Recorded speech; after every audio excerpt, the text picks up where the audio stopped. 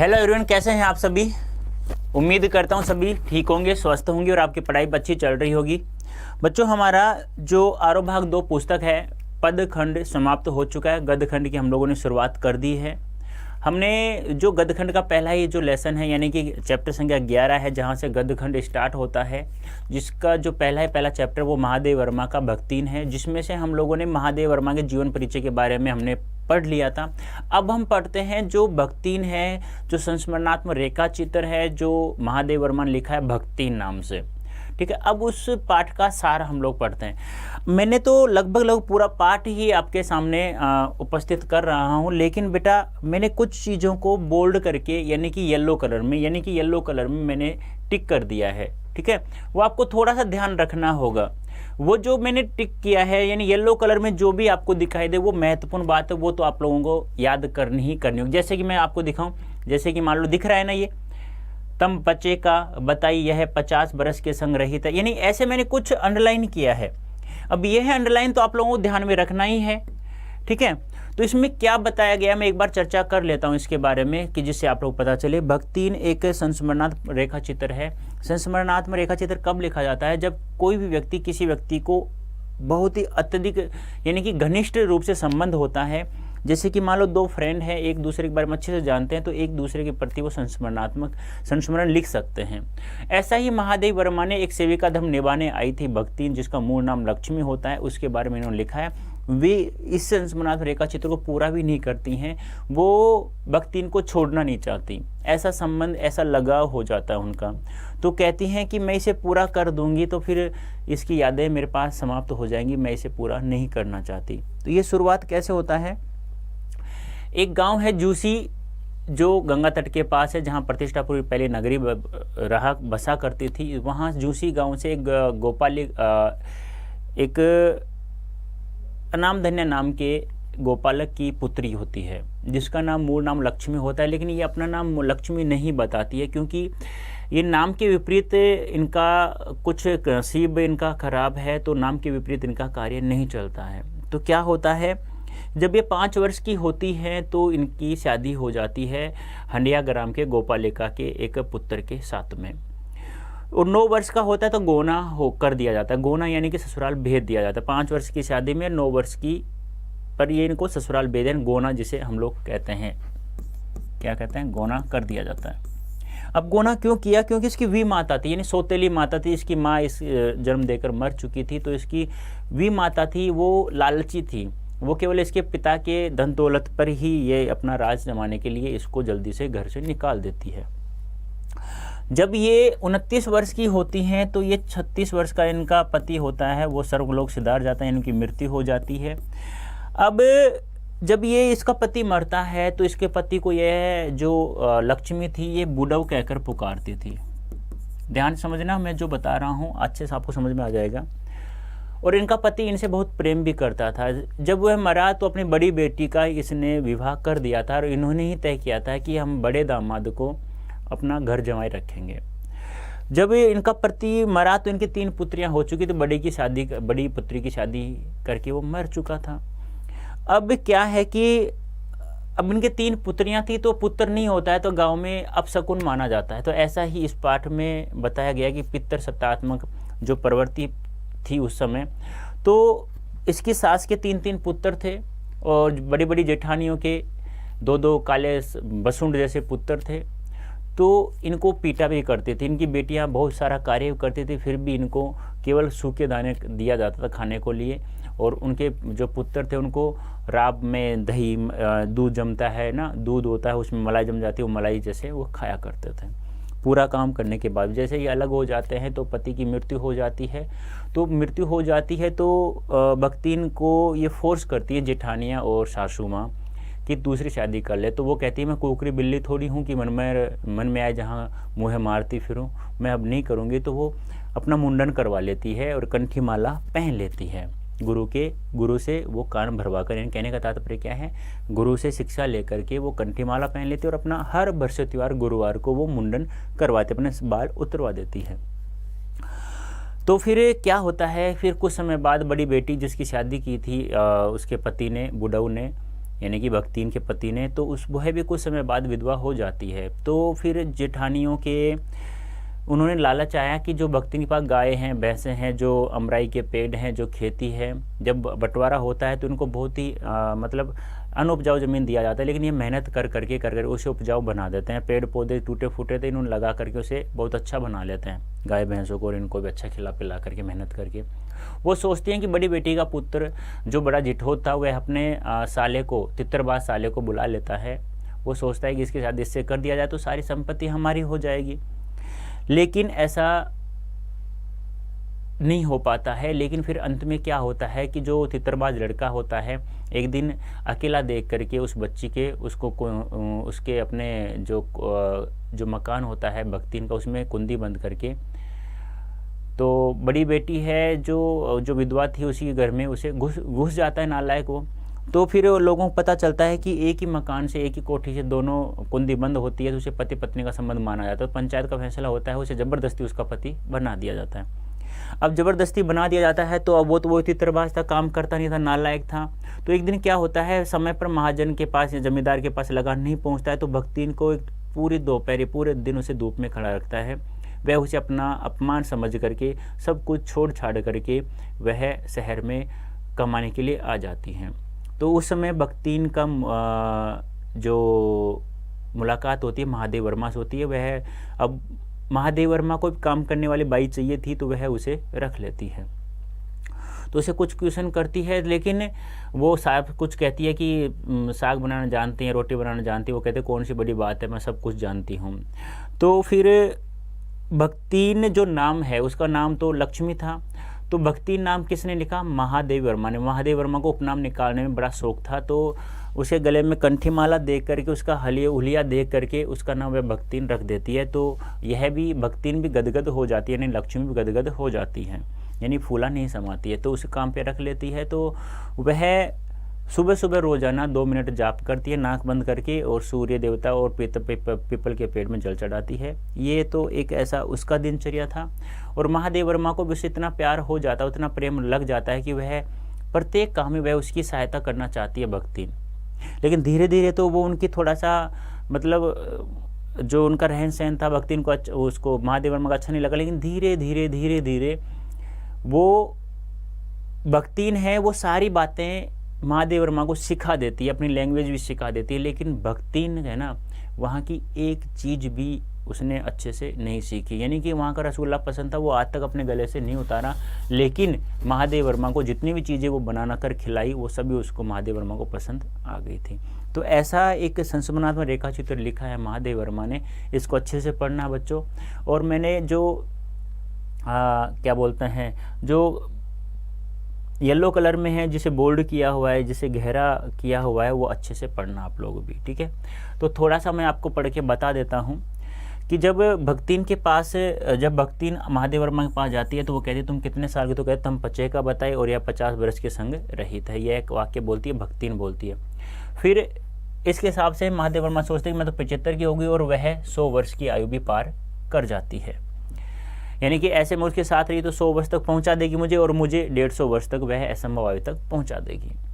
सेवक धर्म में हनुमान जी से स्पर्धा करने वाले भक्तिन किसी अंजना की पुत्री न होकर के एक अनाम धन्या गोपालिका की कन्या है, नाम है लक्ष्मी अर्थात लक्ष्मी, लेकिन नाम के प्रयोग वह नहीं करते थे क्योंकि उसके विपरीत देखती। वह अपने गले में कंठीमाला रखी थी, और भक्तिन जैसे कवितन ही नाम पाकर वह गदगद हो उठी, यानी बहुत अत्यधिक खुशी हो गई उसे।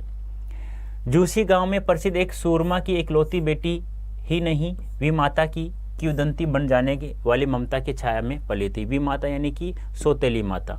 5 वर्ष की उम्र में उसका हडिया ग्राम के एक संपन्न गोपालक के सबसे छोटे पुत्र वधु बनाकर पिता ने शास्त्र से 2 पग आगे रहने की ख्याति कमाई। 9 वर्ष में युवती का गौना कर दिया जाता है, उसे ससुराल भेज दिया जाता है। बिना मांग पराया धन लौटाने वाले महाजन का पुण्य लूटा है। हाय लक्ष्मी अब आई है, यानी कि जब उसके पिता की उसकी माँ की मृत्यु हो जाती है तो उसकी सास उसे नहीं बताती है, क्योंकि और वी माता भी उसे नहीं बताती क्योंकि वी माता तो धन के लालच में थी, और सास को जब पता चला वो सोची ये रोए धोएगी, तो इसलिए नहीं बता पाई। तो वह जैसे ही जब किसी भी ससुराल में रहने वाली लड़की को कह दो कि आप अपने घर जाके आ जाओ, तो उसके पंख लग जाते हैं। मतलब बहुत खुश रहती है वो, कि उसे कहते हैं ना, जिस दिन भी आप कह दो कि चलो तुम्हारे घर चलते हैं, यानी पत्नी है तो पत्नी को पति कहता है चलो तुम्हारे घर घूम के आते हैं, तो पत्नी बहुत ही ज़्यादा खुश होती है और उसके ऐसे लग जाता है कि पर लग जाते हैं। वो सोचती है कब दिन होगा, कल छिपेगा, कल हम सुबह निकलेंगे, तो ऐसे पंख लगे होते हैं भक्तिन के भी। लेकिन जैसे वो वहाँ जाती है तो उसकी भी माता कहती है लक्ष्मी अब आई है, तेरे पिता की मृत्यु बहुत दिन हो गए हैं। तो ऐसे मतलब थोड़ा सा एक ऐसा दुख भरी कहानी है ये इसके अंतर्गत, कि अस्पष्ट पुनरावृत्ति और स्पष्ट सहानुभूतिपूर्ण दृष्टियाँ उसे घर तक ठेल ले गई, पर वहाँ न पिता का चिन्ह शेष था और न विमाता के व्यवहार में शिष्टाचार का लैस था। दुख से शिथिल और अपमान से जलती हुई वह उस घर में पानी भी बिना पिए वापस उल्टे पैरों लौट आती है और अपने सासू माँ को बहुत सारे ताना मारती है कि तूने क्यों नहीं बताई है। विमाता से कुछ नहीं कह सकती थी क्योंकि वह उसे पहले भी सही नहीं रखती थी, अब भी कैसे रखेगी वो। जब उसने गेहूं रंग और बटिया जैसे दो मुख वाली पहली कन्या के 2 संस्करण और कर डाले, तब सास और जिठानियों के ओट बिचकाकर उपेक्षा की प्रकट की। यानी कि अब ससुराल में भी क्या थी, जिठानियों के तो काले मसूम जैसे पुत्र हो गए और सास से पुत्रों वाली थी, लेकिन बेचारी लक्ष्मीन के ऐसा कुछ भी नहीं हुआ था पुत्र। और आज भी यदि किसी पुत्र नहीं होता तो उसे भी इसी दृष्टि से देखा जाता है। सास के तो 3 कमाऊ वीरों की विधात्री बनकर मचिया के ऊपर बैठी रहती थी नालायक, और दोनों जिठानियों के काक बसुंडी जैसे काले काले लालों को भी उन्होंने जन्म दे दिया था, लेकिन बेचारी लक्ष्मीन के ऐसा नहीं हुआ था। तो वह उनसे सुनती रहती तो उनको वो पीटती रहती, जिठानी और सास उसे पीटती रहती थी। जिठानियाँ अपने भात पर सफ़ेद राब रखकर गाढ़ा दूध डालती और अपने लड़कों को ओढ़ते हुए दूध पर से मलाई उतार कर खिलाती। वह काले गुड़ की डली के साथ कठौती में मट्ठा पाती और उसको लड़कियां चने जबाकर ही घुघरी चबाती रहती। बेचारियों को पूरा काम करती लेकिन फिर भी उनको घुघरियाँ ही देती हैं, गेहूँ ही देती। इस धन विधान के भीतर कोई ऐसी धारा नहीं थी जिसके अनुसार खोटे सिक्कों की टकसाल जैसी पत्नी के पति को विरक्त किया जा सके। यानी कि भक्तिन को खोटे सिक्कों की टकसाल कहा जाता था कि पुत्रियां ही जन्म देती है, पुत्र नहीं जन्म देती है। लेकिन सारी चुगलियां चबाई परिणति उसके पति पत्नी प्रेम को बढ़ाकर ही होती थी। लेकिन जिठानियाँ बात बात पर धमाधम पीटा कोटी करती, लेकिन उसके पति ने कभी भी उस पर उंगली नहीं उठाई थी, क्योंकि वह समझता था कि बड़े बाप की बेटी है, वह अच्छे से पहचानता था और वह उसे बहुत ही प्रेम करता था। और दोनों बहुत ही मेहनती थे, मेहनती करके अनुपजाऊ ज़मीन को उसने उपजाऊ बना दिया था। भैंसों को अच्छे से खिला पिला के मोटा साझा कर दिया था। मड़ाई के पेड़ भी उगने लग गए थे, अच्छी खासी कमाई भी होने लग गई थी। अब बड़ी बेटी का बाप ने बड़ी बेटी का धूमधाम से विवाह करने के उपरांत पति ने घरौंदे से खेलती हुई 2 कन्याओं और कच्ची गृहस्थी का भार 29 वर्ष की पत्नी पर छोड़कर संसार से विदा ले ली। यानी कि अब भक्तिन के पति की मृत्यु हो गई जब 29 वर्ष की भक्तिन थी।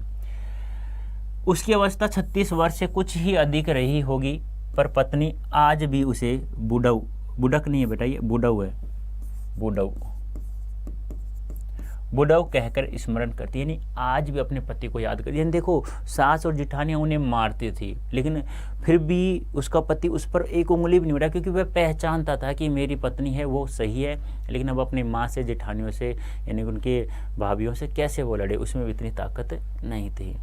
ये है भक्तिन जो कार्य कर रही है, बहुत ही सीधी सादी है। और यहीं से लिया गया है कि मेरे पास 5 बीसी 5 रुपये हैं। भक्तिन यहीं से लिया गया। जब वह कहती है ना, महादेव वर्मा को, तू मेरे साथ चल, मेरे पास बहुत सारे पैसे हैं। कहते हैं कितने पैसे हैं? 5 बीसी 5 रुपये। यहाँ से एक समास भी निकलता है कि मेरे पास कितने रुपए हैं? 5 बीसी 5, 5 बीसी 5, यानी कि 5 बार 20 और 5, यानी कि 120 रुपये, यानी कि 25 20 500 और 5 यानी 105 रुपये हैं, कहने का मतलब है। अब जैसे ही उसकी जिठानियाँ और सास उसे दूसरी शादी करने के लिए कहती हैं, तो भक्तिन का जवाब क्या होता है वो देखिए। हम कुकरी बिलारी न होवे, हमार मन पोसाई तो हम दूसरों के जाब नह तय, तुम्हार पचे की छाती पे ओरहा जब और राज करब समझ रहो। ओरहा होता है हरे अनाजों का आग पर भुना हुआ, उसे कहा जाता है ओरहा। ठीक है। इसके अतिरिक्त तो वो किसी गुरु से अपना कान फूंकवाकर कंठी माला पहन लेती है और पति के नाम पर घी से चिकने केसों को समर्पित कर अपने कभी न टलने की घोषणा कर देती है। और अपने पति यानी बुढ़ऊ के चुने हुए बड़े दामाद को वह घर जमाई बनाकर रखती है। लेकिन बेचारे का उसका निधन हो जाता है और बड़ी बेटी क्या हो जाती, विधवा हो जाती है। कुछ समय बाद बड़ी बेटी विधवा हो जाती है। अब जी बड़े जिठोत ने अपने तितरबाज लड़ाने वाले साले को बुला लाया कि उससे उसकी शादी हो जाए, लेकिन नालायक से शादी तो नहीं करती है। लेकिन एक दिन उसने ज़बरदस्ती करके मान मैं तेरा मेहमान बनकर के एक दिन कुंडी बंद कर लेता है अकेली देख करके बच्ची को, और पंचायत का फैसला होता है वह उसे अपना पति मानने पर उसे उसका पति मानना पड़ता है। लेकिन अंत में क्या होता है, अंत में यही होता है कि जब एक दिन जमींदार को बख्तीन समय पर लगान नहीं चुका पाई तो जमींदार ने बख्तीन को बुलाकर एक दिन भर कड़ी धूप में खड़ा रखा। यह अपमान उसकी कर्मठता से सबसे बड़ा कलंक बन गया। दूसरे ही दिन बख्तीन कमाई के विचार से कहाँ आ पहुँची, शहर आ पहुँची। यहाँ बख्तीन का मुलाकात किससे होता है, महादेव वर्मा से होता है। अब वो उससे प्रश्न पूछते, महादेव वर्मा क्या तुम सब्जी बनाना जानते हो, रोटी बनाना जानते हो? वो कहती है रोटी बनाई जानत है, दाल रोंद लेहित है, साग भाजी छहुक सकित है और बाकी का रहा। इन्हें कहते हैं कि मैं रोटी बना सकती हूँ, दाल भात ही बना सकती हूँ, सब्जी बना सकती हूँ, और बाकी क्या रहा मैं सब कुछ बना सकती हूँ। सुबह सुबह उठ करके वह क्या करती है, सूर्य और पीपल को 2 लोटे जल चढ़ाती है और 2 मिनट नाक दबाकर जब भी करती है, फिर अपनी रेखा खींच लेती है। अब जैसे पहले ही दिन जब उसने खाना बनाया तो लेखिका को कॉलेज जाना था महादेव वर्मा को, तो उसने सबसे पहले क्या उसे रखा, मेरी फूल की, यानी लेखिका कह रही है कि मेरी फूल की थाली में 1 अंगुल मोटी गहरी काली चित्तीदार 4 रोटियां रखकर उसने टेढ़ी करके उसमें दाल परोस दी कि खा लो। 4 रोटियां परोस दी काले काली सी, और उसमें दाल भी डाल दी। अब वह देख करके मैंने बोला यह क्या बनाया है, तब उसकी हत बुद्धि हो रही, यानी कहने के बाद उसकी मूर्ख बुद्धि थी। उसने बोला क्या बनाया, तब वो क्या जवाब देती है देखना। रोटी अच्छी सेकने के प्रयास से कुछ अधिक खरी हो गई, यानी काली हो गई है, पर अच्छी हैं तरकारियाँ थी। जब दाल बनी थी तब उनका क्या काम, शाम को दाल न बनाकर तरकारी बना दी जाएगी, यानी कोई नहीं अब दाल बनाई शाम को तरकारी बना दूंगी।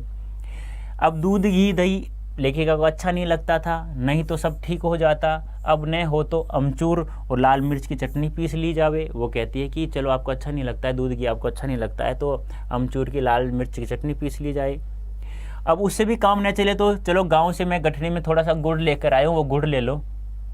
फिर कहती है शहर के लोग क्या कलाभूत खाते हैं, फिर वह कुछ अनाड़ी में फूड नहीं। यानी कि जब उन्होंने कहा जब तुम दूध घी अच्छे से नहीं खाते हो, तो अमचूर मिर्च भी नहीं पीस के नहीं खा रही हो, तो नहीं मैं बना देती हूँ तो नहीं खा रही हो, तो क्या तुम फिर कहती है कि ये लोग गुड़ खा लो, मैं अपने गांव से लेकर आया हूँ गठड़ी में। तो फिर कहती है कि जब वो सब कुछ लेखिका का मन नहीं लगता है, जब वो कह रही है क्या शहर के लोग क्या कलाभूत खाते हैं जब इतना कुछ नहीं खाते हैं, तो थोड़ा सा अजीब सा होता है। ठीक है, तो ये है जब लेखिका को घी से अरुचि के कारण भी रूखी दाल से 1 मोटी रोटी खाकर वो बहुत ठाठ से यूनिवर्सिटी पहुंच जाती है, और यही सोचती रहती है पढ़ते पढ़ते शहर में देहात में कैसे जीवन का इस अंतर का विचार करती है कि देहाती लोग शहर के लोग किस प्रकार से रहते हैं। अब लेखिका कहते हैं कि आज मैं अधिक देहाती हूँ पर उससे शहर की हवा नहीं लग पाई है, मकई का रात का बना दलिया सवेरे मट्ठे की सौंदा लगता, यानी कि फिक्स हो गया क्या कि मकई का तो रात का बनता दलिया बनता था मकई का, तो और सवेरे मट्ठे का सौंदा लगता था, बस यही खाया करती थी, और मैं भी और वो भी खाया करती थी। अब देखो बाजरे के तिल लगाकर बनाए हुए पुए गर्म कम अच्छे लगते हैं, ज्वार के बुने हुए भुट्टे तो हरे दानों की खिचड़ी स्वादिष्ट होती है, सफ़ेद महुए की लपसी संसार भर के हलवे को लजा सकती है आदि वह मुझे क्रियात्मक रूप से सिखाती रहती है, पर यहाँ का रसगुल्ला तक बख्तीन के पोपले मुँह में प्रवेश करने का सौभाग्य नहीं प्राप्त कर सके। उसने मुझे सब कुछ सिखा दिया, सब कुछ खाना सिखा दिया, लेकिन उसने शहर का एक चीज़ भी अभी तक नहीं अपनाया।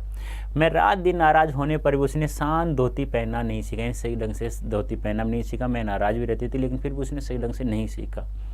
पर मेरे स्वयं धोकर फैलाए हुए कपड़ा को भी वह तय करने के बहाने सलवटों से भर देते थे, यानी मैंने अपने कपड़ों को महादेव वर्मा कह रही मैंने अपने कपड़ों अच्छे से तय करके रखते थे, लेकिन फिर भी वह उसमें अपने हिसाब से जचाने के लिए उन्हें सलवटें उनमें भर देती थी।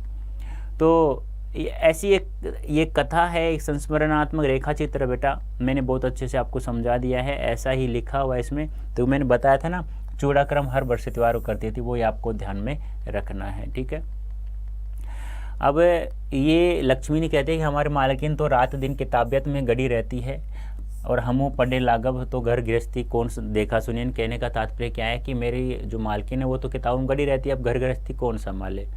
तो इसको पढ़ लेना अच्छे से, बहुत महत्वपूर्ण है। कल हम इससे करेंगे जो भी महत्वपूर्ण प्रश्न बन सकते हैं उनके बारे में हम लोग चर्चा करेंगे, फिर हम लोग MCQ के बारे में चर्चा करेंगे, ठीक है।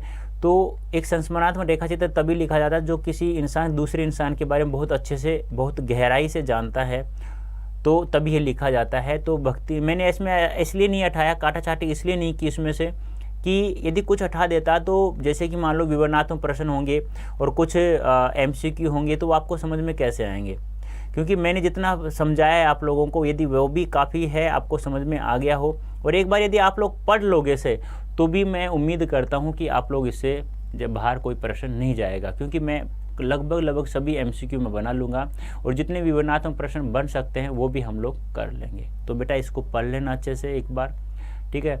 अंतिम दोहा, अंतिम जो पंक्तियां हैं वो भी हम लोग एक बार पढ़ लेते हैं, क्योंकि जिससे क्या होगा कि लेखिका के मन में कितने विचार, कितने अच्छे विचार। देखो, मैं प्राय सोचती हूँ कि जब ऐसा बुलावा आ पहुँचेगा जिसने न धोती साफ करने का अवकाश रहेगा, न सामान बांधने का, न भक्तिन को रुकने का अधिकार होगा, न मुझे रोकने का, तब चीर विदा की अंतिम क्षणों में यह देहाती मृदा क्या करेगी, मैं क्या करूँगी। यानी कि ऐसा नहीं कि जब भगवान का बुलावा आएगा तो मैं क्या करूँगी, ये भी सोच रही हूँ, ऐसा भी सोच रही कि वो क्या करेगी मेरे बिना, लेकिन मैं सोच रही हूँ उनके बिना, उसके बिना मैं कैसे रह पाऊँगी।